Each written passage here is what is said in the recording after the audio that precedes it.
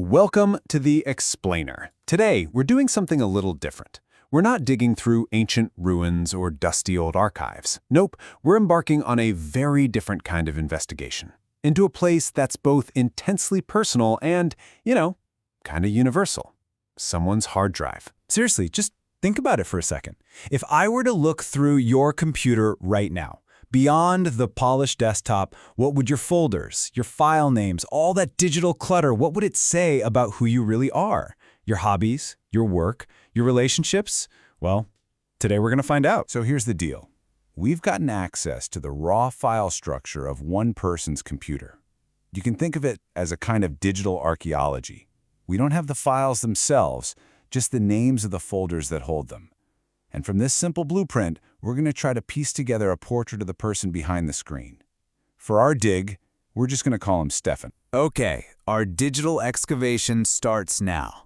To really map out STEFAN's world, we have to start at the highest level, the basic layout of his entire machine. And there they are, just 3 folders at the root level: My Documents, Programs, and Shared Documents. It's a super simple, pretty clean structure.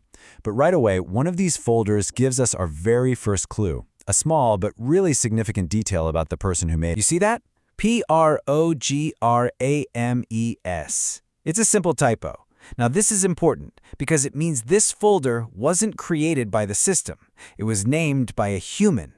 It's this tiny little imperfection that proves this digital space is personal.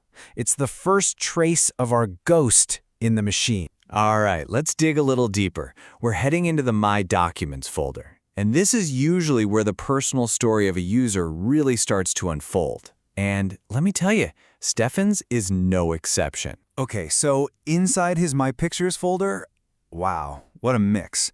We've got personal stuff, academic stuff, and just plain playful stuff all sitting right next to each other. You see the hints of hobbies with game screenshots and Sonic, a little intellectual curiosity with nerd terms, and then there are a couple that really jump out. This one just stops you. Me and Mom. In the middle of all this data and digital noise, here's a folder name that has some real emotional weight. It's such a simple, powerful reminder that behind all the code and the pixels, there's a real person, with a life and connections that go far beyond the machine. And then you get mysteries like this. Dom's Veg. I mean, what could that possibly be? Is it an inside joke? A school project? Maybe a meme shared between friends? The thing is, we'll never know for sure. But that's the whole point. Our digital lives are filled with these little personal codes, these artifacts that tell stories only we and a few other people can really understand. Now, over in My Music, the story gets even richer. It's not just albums from bands. Look at this list. Game audio, gameplay recordings, text-to-speech, sound effects. This isn't just someone who listens to things. This is someone who creates things. That gaming theme we saw earlier is so much stronger here, suggesting a deep interest in not just playing games, but maybe making or modding audio for them. Okay, now for the main event. Let's see how this all connects inside what I think is the most revealing folder of all. That misspelled Programmies folder. If My Documents is the living room, this is the workshop. This is where we're going to find STEFAN's true passion. At first glance, this folder looks chaotic. But if you look closer, patterns start to emerge, revealing 4 clear activities. STEFAN is building systems, messing with different operating systems and virtual machines. He's coding and modding games. He's a meticulous data archivist, saving huge chunks of Wikipedia, of all things. And of course, he's a gamer. This person isn't just a user, this is a power user, a tinkerer. And get this is such a fascinating quirk. The folder Things We Will Never Use shows up in both the personal and the technical parts of his computer. This suggests a really great, self-aware sense of humor about his own digital hoarding habits.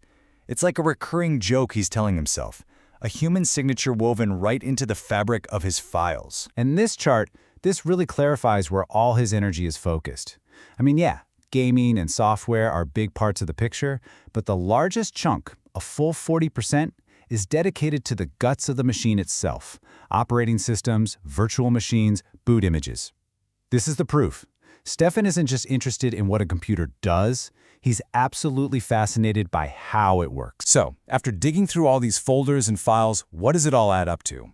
When we assemble all the clues, what kind of portrait of this person emerges? We actually get a surprisingly complex picture. He is, first and foremost, a person with real, meaningful connections.